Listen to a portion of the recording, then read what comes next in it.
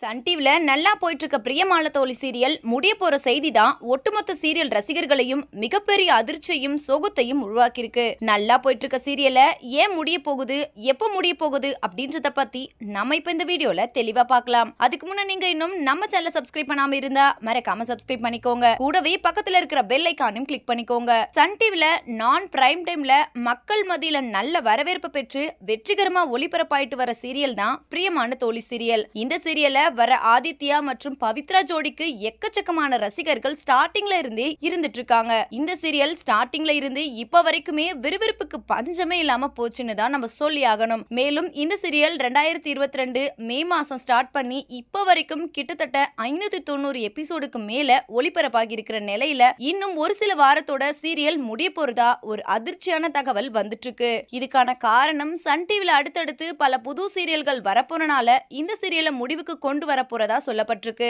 என்னதான் இந்த serial TRP ரேட்டிங்ஸ்ல நல்ல ரேட்டிங்ஸ் எடுத்துட்டு வந்தாலும் ஒரு சில காரணத்திற்காக இந்த சீரியல் முடிக்கலாம் அப்படின்ற மாதிரி சொல்லிட்டாங்களாம். ஆனா இந்த சீரியலுக்கு ரசிகர்கள் கிட்ட இருந்து ரொம்பவே நல்லாவே ரெஸ்பான்ஸ் இருக்கறனால சீரியல் இப்போ முடிக்காதீங்க அப்படின்ற மாதிரி ரசிகர்கள் சோஷியல் மீடியால தொடர்ந்து கேட்டுட்டு வந்துட்டு இருக்காங்க.